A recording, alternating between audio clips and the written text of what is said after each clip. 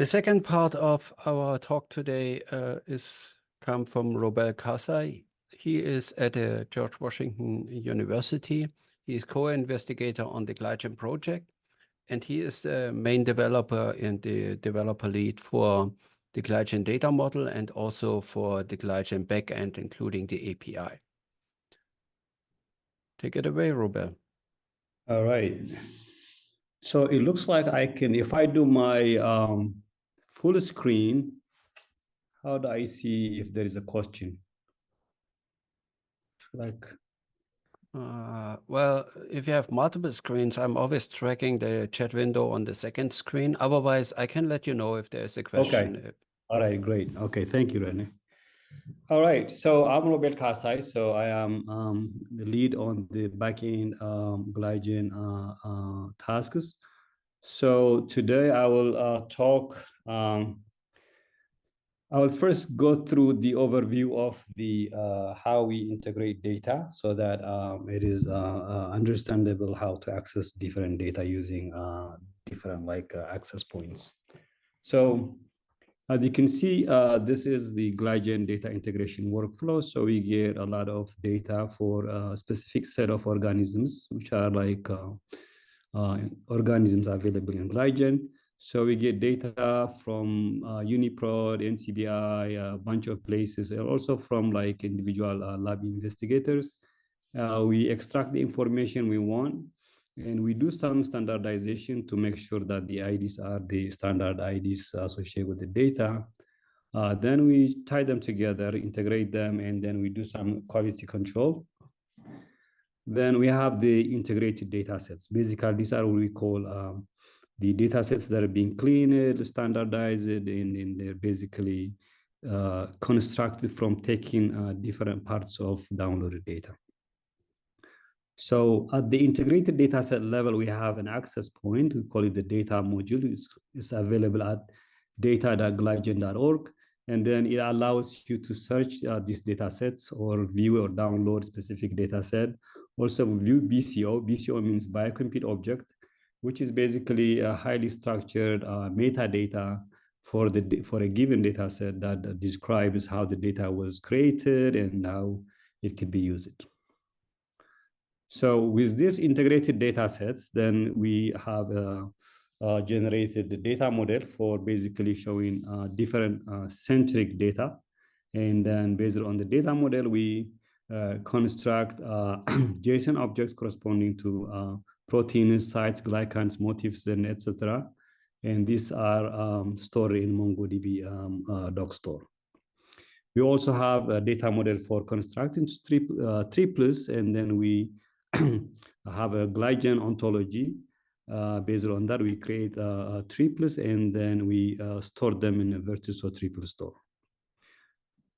So then from the MongoDB doc store, we have APIs that basically talk to that database, and then those APIs provide data to the GlyGen front end, also external resources that programmatically people use those APIs.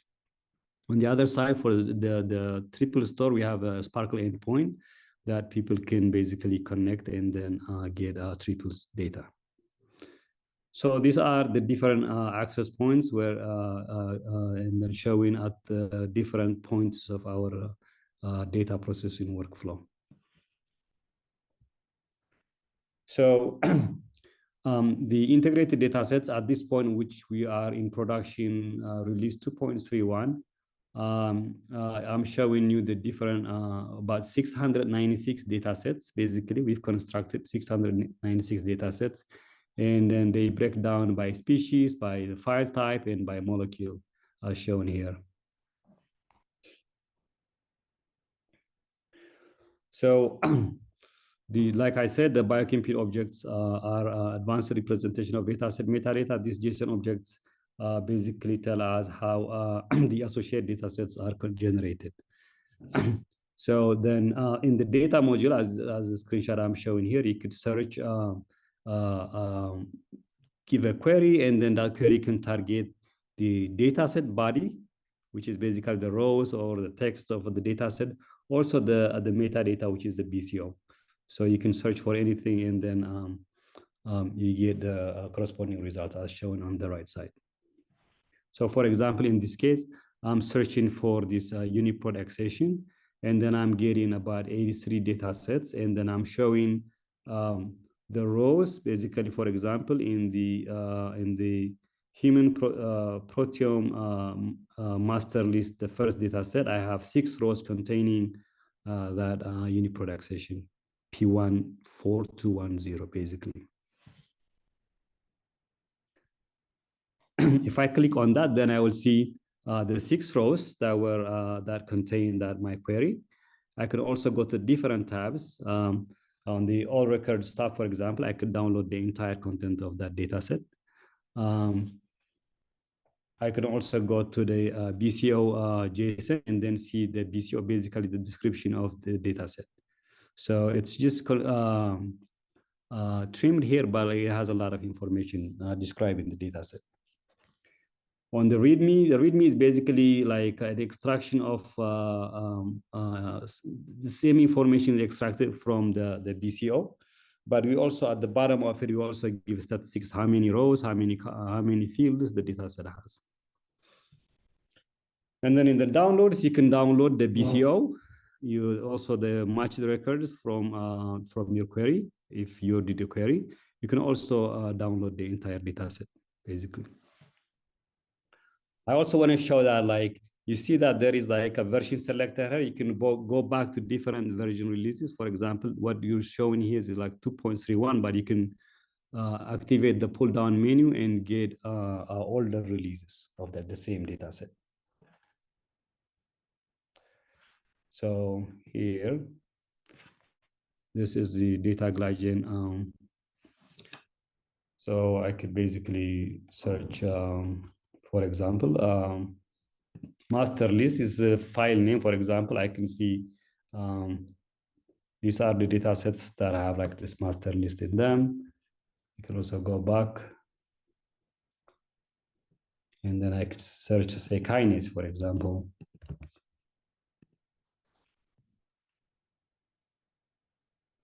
And then I see these are the, for example, it says that this FASTA data set, which is this protein canonical data set, 691 of them found the search kinase in them. Basically, it's in the sequence description, there is the kinase word.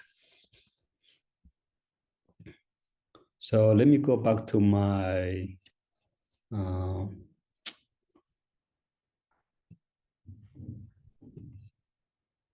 this is one. What was my search was P14210. P14210. Up, not here. P14210. So if I do P14210,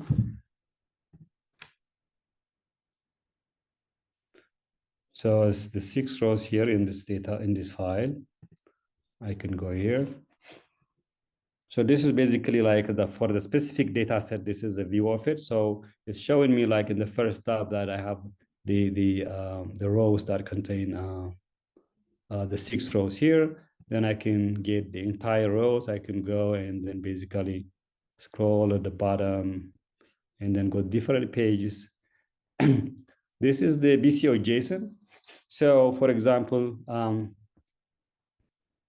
in the IO domain of this, we can see what was the input file that was used to make this data set. So for example, we used this input, which is available at this URL. This was used. This is some NT file that we downloaded from EBI. And then the output basically is from that we get this. And then there's also a statistics file also.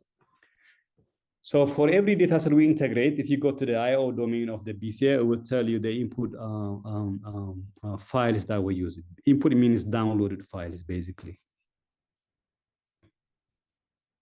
Okay.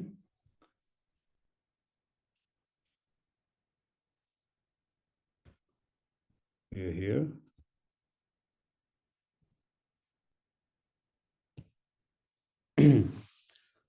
So Then we go to, once we have these integrated data sets, so we make JSON objects for different molecules.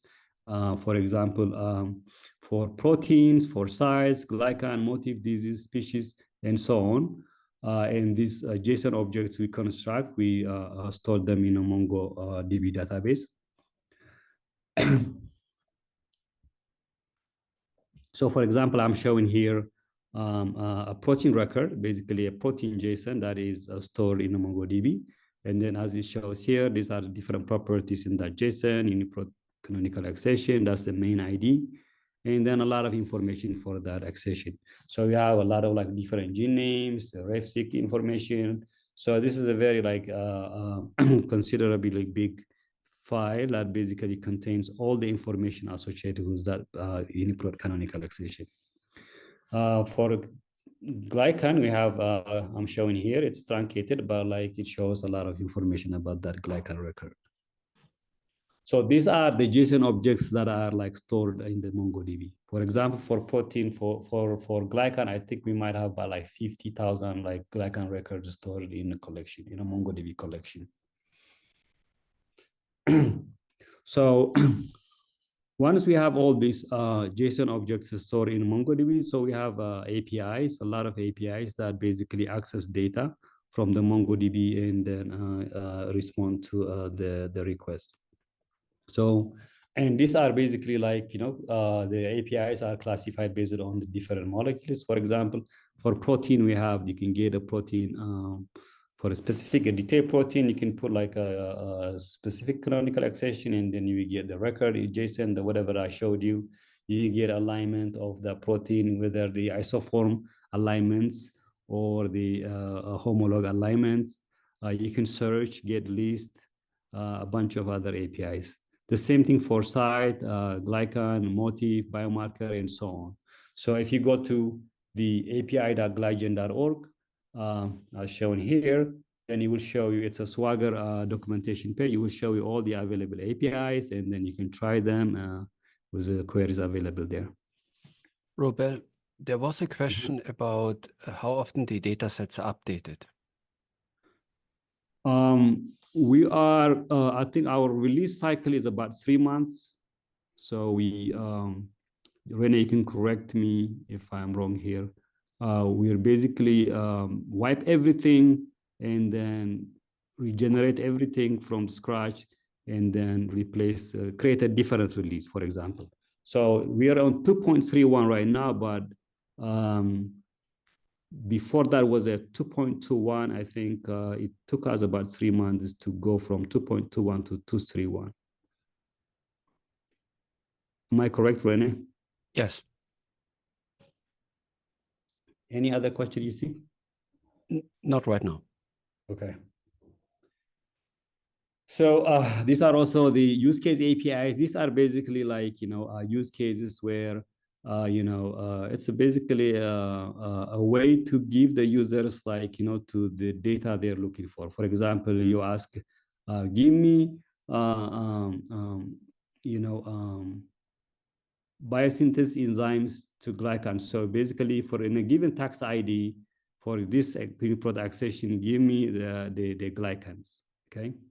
So these are all different use cases and they're very interesting APIs here.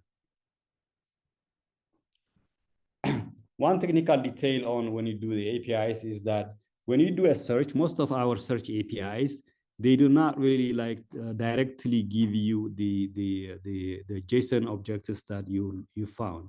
So what it does is first it finds the results, it caches them, and then it gives you the cache ID, what we call it the list ID. Then you have to use the next API, which we call the list API. For example, in this case, you do a glycan search, you put your query here, and then you run it. So then what you get is going to be a list ID here. This is a cache ID. And then you for the next using the list API, you put the same list ID, then you get your results. So that way we can cache the different searches that were done by users.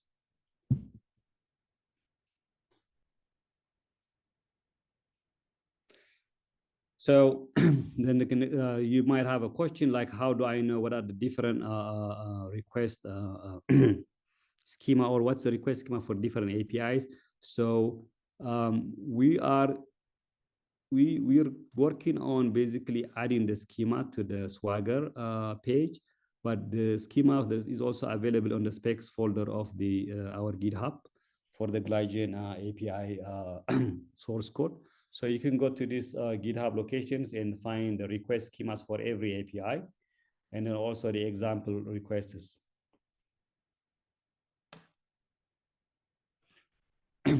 So here is a simple Python script that you could do, for example, to programmatically query, for example, the GlyGen search API. You can give it a request object here, and then you do a Python request, and then you get your results, and then you can basically dump your results here. So this is a very simple script that you can do. You can call an API programmatically.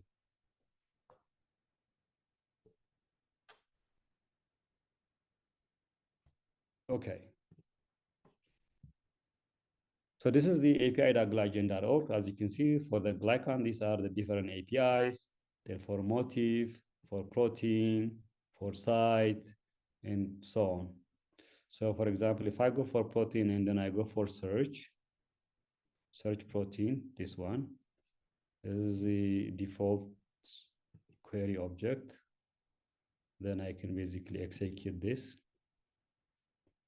So what I get is this list ID or cache ID. Then what I can do is I can go to the list API and put that here.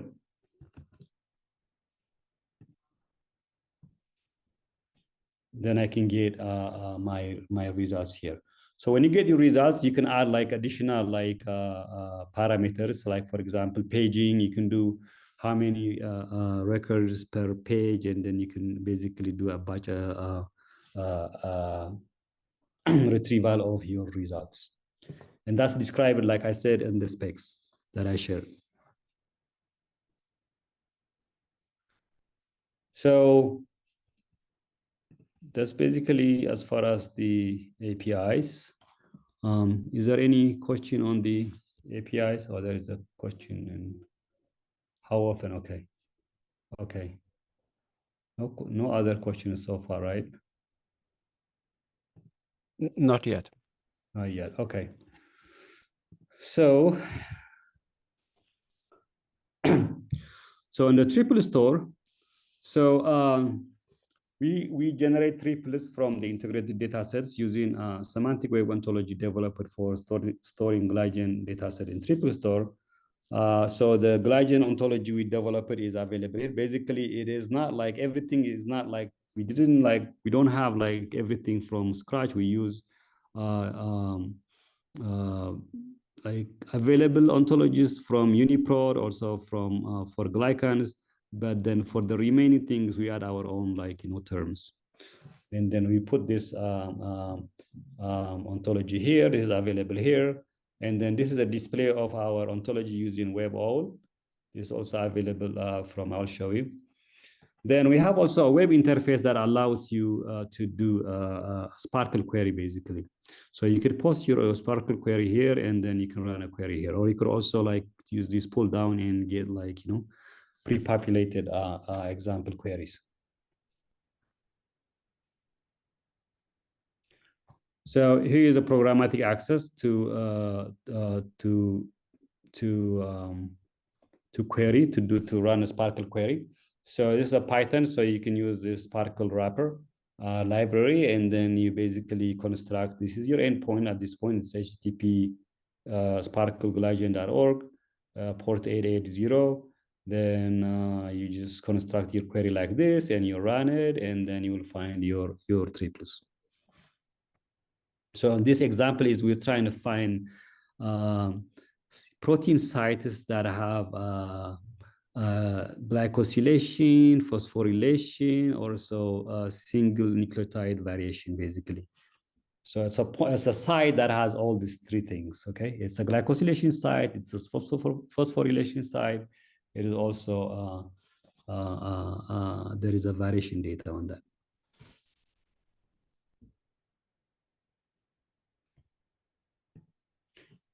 If I go to SPARQL GlyGen.org, so what I give here is basically I give some information on how to use the endpoint, and then to view the ontology, you can click here, and WebOwl is gonna start.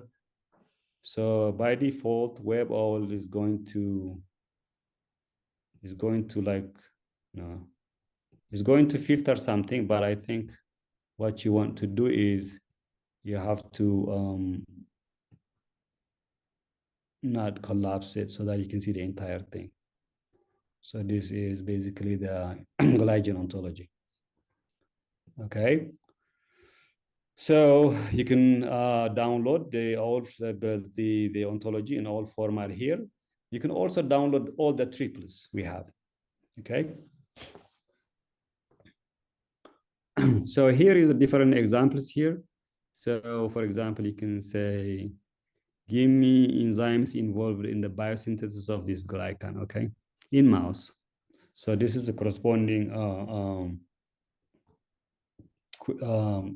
SPARQL query. So you can run it.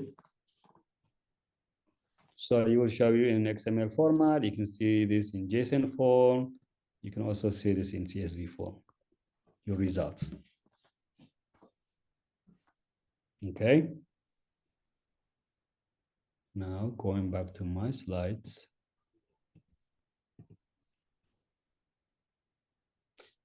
Bulk access. So we also basically like, make tarballs of all our JSON objects. So for example, for this, you can get basically the entire JSON objects that are stored in MongoDB. Like basically you can bulk download them if you don't want to go through the API or the front end.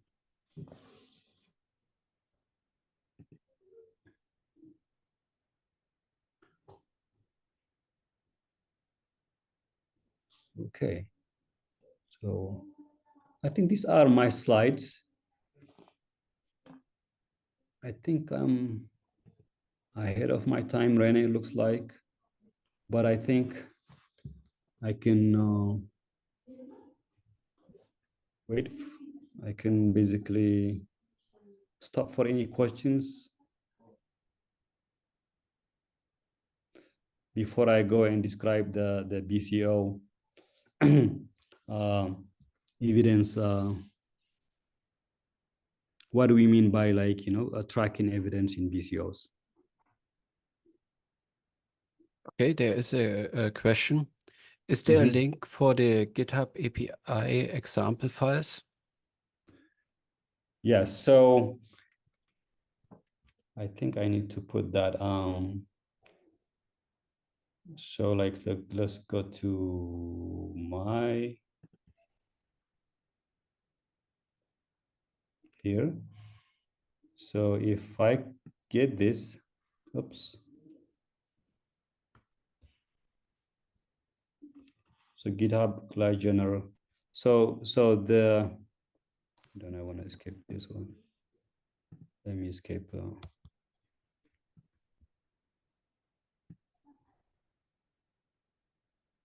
So this is the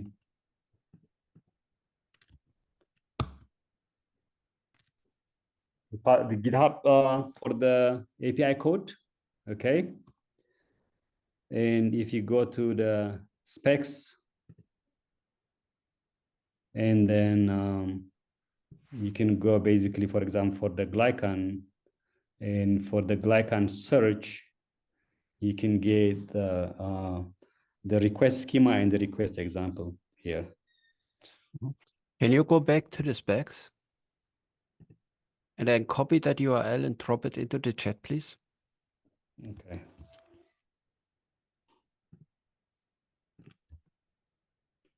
Yeah. But I want you can also, you have to select a different branch. So at this case, I think the production, the API is, let me show you, 2. What is it? Okay, we're on 2.3. So what you do is you go to GlyGen.org, and then you will see in this box here what the web service is. So it's 2.3. Production is like we have 2.3 now. So the current is going to be 2.3. So you have to go to this branch here. So if you do that for a specific branch, this would be the URL. Okay.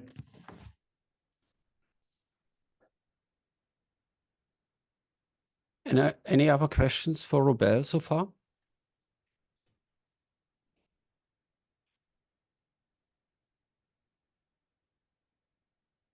Okay. So what do we mean by where was my okay, the BCO here? You can see the BCO, right? Yes. Can you see the BCO? Okay. So if you like if you track some information and then we say it is compiled, it's basically came to the JSON Mongo DB, and then the data set that that basically gave that information is this data set. Then what do we mean by tracking is that, like, how did we basically, what is the input used for that data set? So this we have to go back to this IO domain here. So we say, then it tells you that, oh, this is the input file that was used to generate this data set here.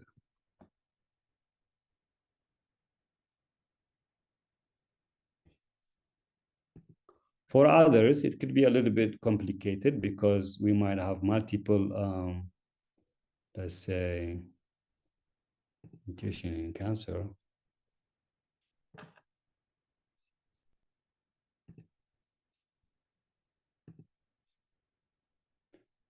This is a big data set.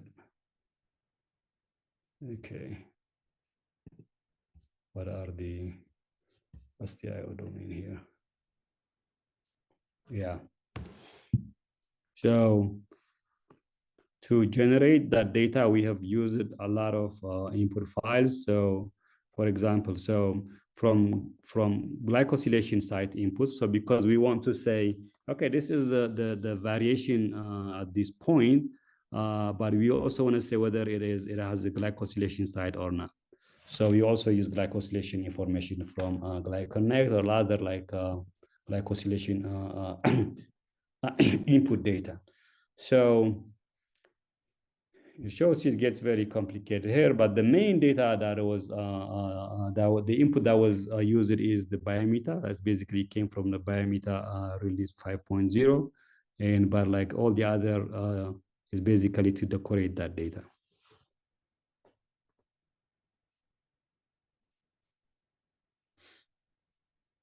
Okay, then if the script, we also try to give some like execution domains in the execution domain part of the BCO, what script was used to generate that data. So it's basically, this is the script that is available at this GitHub location. And then this script was used basically to generate that data set from the input that I showed you from this input data set. So ideally, just by going through the BCO, somebody can go and get the code and get the input files and then run this and then generate the output. So it can replicate whatever the data integration that happened here. To be honest, I haven't done this. I think we have not really like worked on this. Maybe the BCO team might have done this, but we intend to come up with a way of like basically you give some code, this BCO, and then you will run it. It would basically replicate whatever will happen in the BCO, basically. That's the idea with the BCOs. So is it a little bit complicated, or is it does it make sense as far as the use of BCO?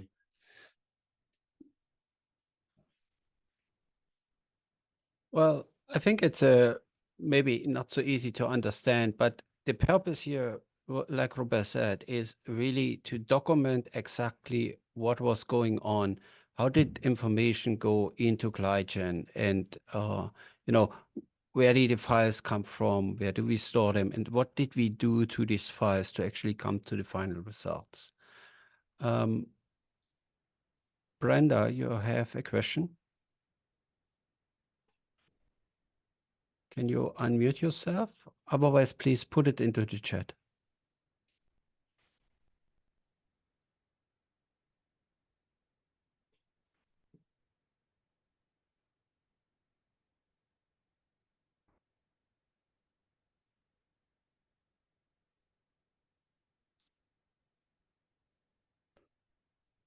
Okay.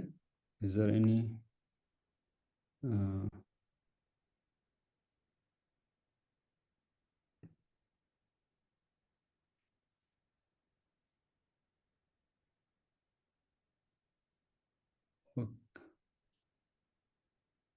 Okay.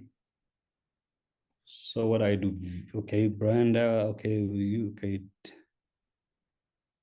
What I do? Direct. Yeah, Brenda, if the unmute doesn't work, I think it's set up. I can't change that setting. Please, can you ask a question in the chat?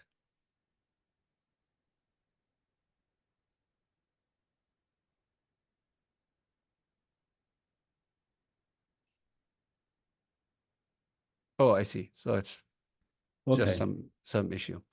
Okay. Any other Now, questions to Robel? if not, let me also show what we mean by release history for data sets. So for example, in the pull down here, basically it shows you like, as we came from 2.21 to 2.3.1 release, okay, it says 20 records were added, okay? So if you go to the release history section, so, and then it's as we go from 2.21 to 3.1, this data set here, it has 5 fields in it. 0 field was added. So it looks like structurally the file didn't change. And then there was a little bit of change in terms of row count. Then basically it gives you like more information like in the difference between the two releases, the same data set here. Now, if you go to the detail here, you will get these records were added, 10 records were added, and then 2 of them were removed basically as we go from 2.2.1 to 3.1 basically. So this is our way. So this could be like, this is one way of us doing a QC, for example, if like there's a lot of change here, if there is, for example, if this gets too much, then I think it's gonna raise a flag, you know, what's going on. We have to go track it back and say, why are we seeing a lot of change in the volume of the data set?